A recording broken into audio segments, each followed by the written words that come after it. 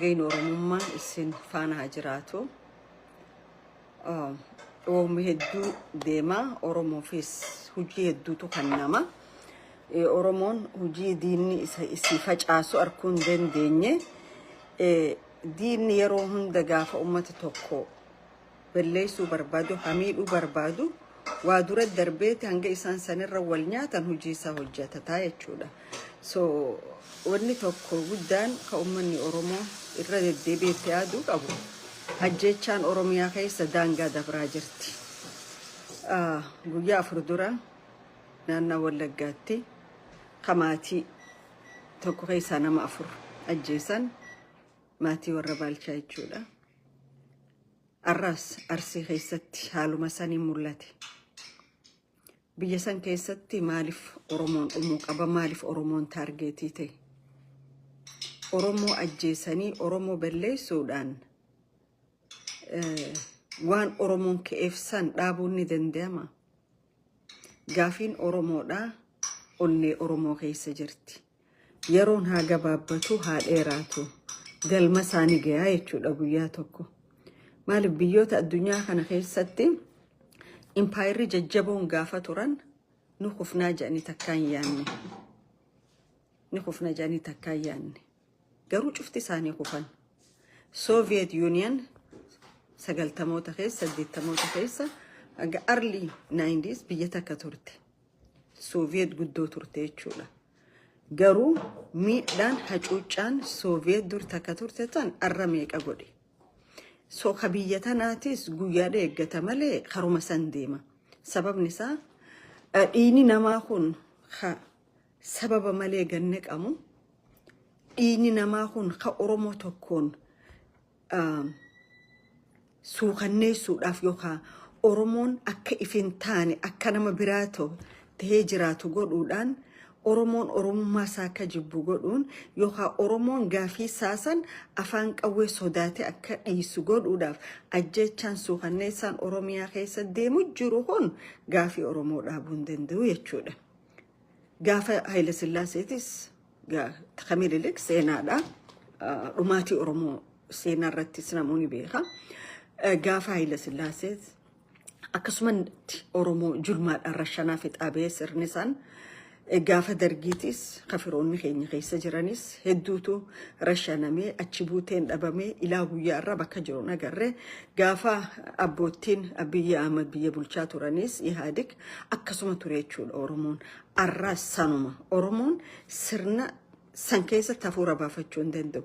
Biitti Oromiyaa biitti Itoophiyaa itti san haga jirtutti haga uummanni Oromoo hireessaa ifii hin murteeffannetti duuti Oromoo itti fufti jechuudha. Ummata tokko afaan qawweetiin jilbeeffachiiftee haga dhumaa bulchuu hin dandeessu jechuudha. Maaliif yeroo isaa eeggatee wanni beqequ ni beqeqaa jechuudha. So uummanni Oromoodhaa ajjechaa kana saayilantili deemu jirtu tana ustaanii ilaalinaa. Nu cufti Oromoodha. Nu cufti boru maatii keenya irra gaha. Arra nurra hin gahu seenaa miti. Fakkeenya tokko Taayyee Dandahaa bara warra kanaaf harka dhawaa ture. Hagam takka kana marra bobbaa ture. Hagam takka kana marrabsaa ture ni beektan. Hagam takka qabsoo Oromootiif qabsaa'ota Oromoo qaballeessaa ture. Sirna kana maxxanuudhaaf je'ee garuu dhumti isaa mana hidhaatti. Sirni Habashaa hanga fedhe Oromoon isa faarsu Oromoodhaaf galatan qabu. Hidhaa fi ajjechaadha qabaa jechuudha Oromoodhaaf. Amma Taayyeen waan Mustafa Abdi Ilee godhee waan godhen qabu. Waan shiftoonni, shoovinistoonni warra Amaaraa kun godhanii ol waan godhen qabu. Garuu jechi inni barreesse san gatii namicha maraataa mataa dhukkubseef ol darbee jechuudha.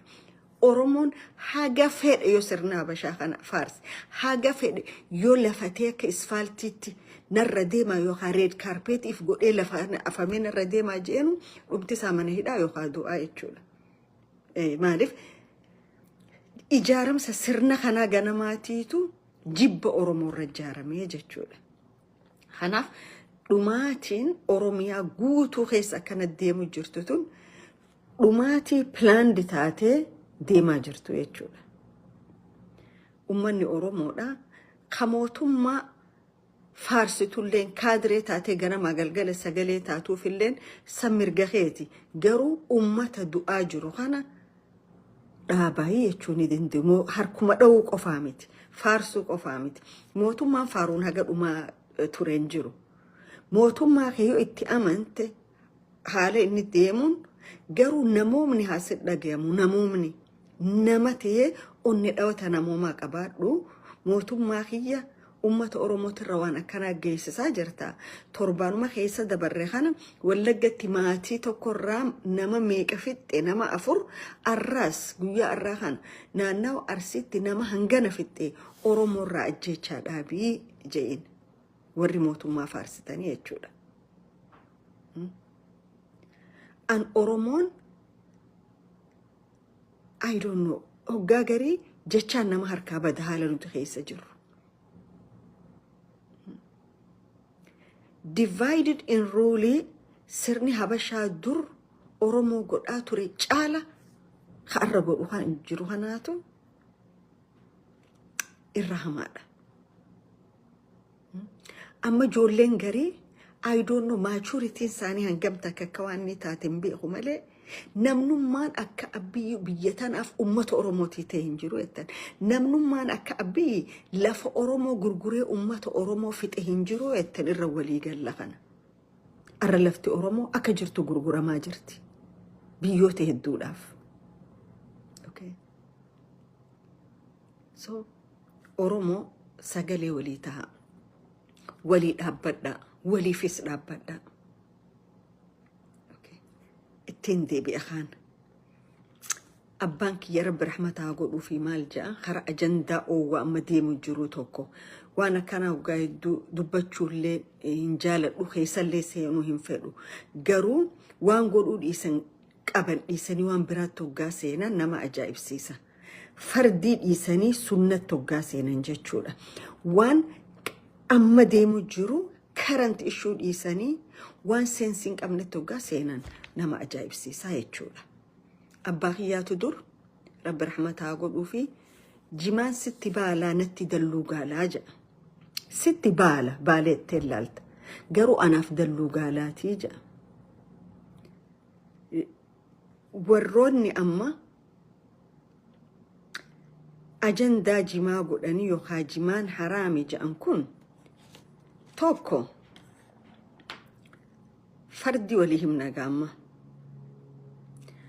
abboottaan amantaa ta odoo biittisii biyya ollaatiin hatamaa jiru naannaan laftisaa saamamaa jirtu odoo dhiinni lammiisaa ganneqamaa jiru dhiiga kana dhaabuuf falan barbaanne odoo laftisaa hatamaa guuramaa jirtu kanarra dubbachuudhaaf yaadan qabni yookaan hin marihanne an tokko abbaa amantaati je'en fudhadhu ifa manaa godha fakkeenya lafa baalee haalaallu lafa baalee bakka 5 tinkaaya aanaa gurra dhaamolee Soomaaliif kannamee jira Ogaadeeniif gurra qarsaa Ogaadeeniif kannamee jira magaalaa Shaakkisoo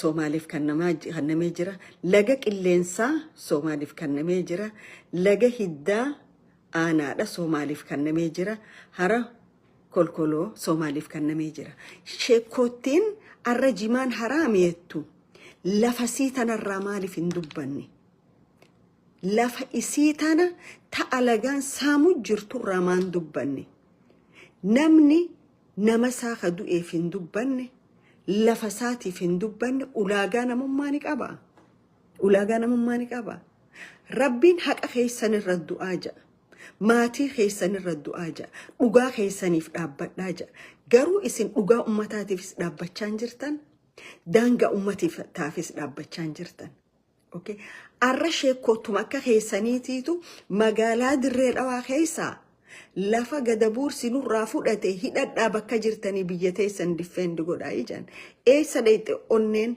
sheekoottii kaleessan eessa dhayxe dhugaan sheekoottiin kalee dubbattu san eessa dhayxe dhugaan hayyoonni kalee dubbatu san okay tanaaf jimaan abba qabaa abbaan jimaan haraamiyeettu ganda ati keessa dhalatte lammii ati irraa dhalatteetu gandasii keessa bakkatti dhalat aanootatti dhalatterraa arihamee gabbahamee bineensaan nyaadhamaa jira dura silaa dalagaan teessanii jechuudha.